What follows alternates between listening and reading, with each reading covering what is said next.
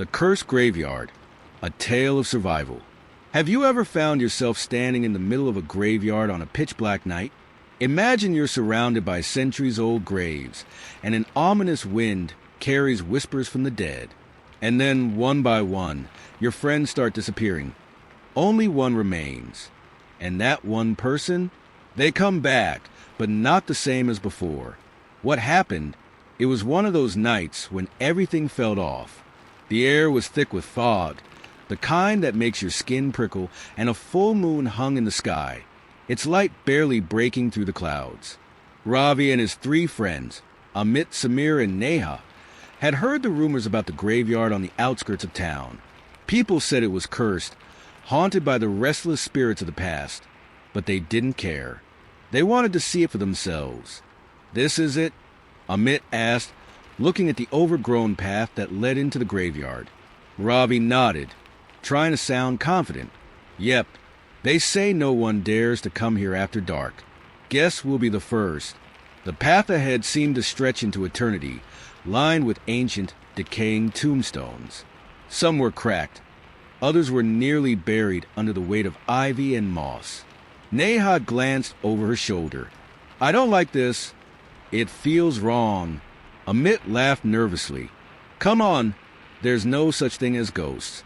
Let's just take a look around, get some pictures, and head back." But the air was different here. It wasn't just the fog or the chill. Something about the graveyard felt alive, like it was watching them, waiting for something. They walked deeper into the graveyard, their flashlights flickering as they passed each grave. The wind rustled the trees, and every now and then they heard a distant noise, a rustling, like someone moving through the underbrush. But when they stopped, it would go quiet. "That's weird," Neha muttered. "I could have sworn I heard someone whispering." Amit shrugged, clearly unnerved. "It's just the wind, Neha. Stop freaking out." But Ravi felt it too. Something wasn't right. The shadows around them seemed to move with the wind, and the trees creaked as if they were alive. Suddenly, a low growl echoed from the darkness, followed by the unmistakable sound of something heavy dragging across the ground. "Did you hear that?" Samir asked, his voice trembling. "I heard it," Ravi said, his heart racing. "It came from over there." The group made their way toward the sound, stepping cautiously over broken gravestones and tangled roots. When they rounded the corner of a tall mausoleum, they saw it, a black, twisted figure standing in the distance. It was too far to make out clearly, but they could see its eyes glowing faintly in the darkness.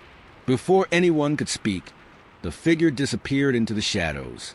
The group continued to walk, trying to shake off the eerie feeling that was settling over them. As they passed a row of old crypts, they noticed one crypt door was slightly ajar. Curiosity got the better of them, and they approached it cautiously. "Should we go inside?" Samir asked, looking at the others. Ravi exchanged a glance with Neha. "Why not? We're already this far." They stepped inside the crypt, their footsteps echoing in the damp air. The walls were lined with old, dusty shells, holding the remains of those long gone. But there was something in the center of the room, a stone pedestal, its surface cracked and worn. Amit approached the pedestal. "What's this?" He touched it, and as he did, the air seemed to grow colder, and the ground beneath them trembled. Suddenly, the door slammed shut behind them. They spun around, startled. "What the hell?" Ravi said, banging on the door. "Let us out!" But it was no use. The door wouldn't budge. "Is someone playing a prank?" Samir asked nervously, looking around at his friends. But the answer was clear. They were trapped. The air became colder, and the whispers grew louder. At first, it was just a faint sound, but then it became clearer. "Leave! Leave now! Who's there?" Neha called, her voice cracking. "Who's doing this?" But there was no answer. Instead, the whispers grew into a chorus, chanting words none of them could understand. It felt like the walls were closing in on them. Ravi's heart raced as the temperature dropped even further. Then, from the shadows, a figure stepped out. It was tall, dressed in dark, tattered robes, its face hidden beneath a hood. But as it drew closer, Ravi realized this wasn't a person. This was something else. Its face was pale, almost translucent, with hollow eyes that glowed with an unnatural light. "You shouldn't have come here," it whispered, its voice echoing in their minds. "Now you'll never leave."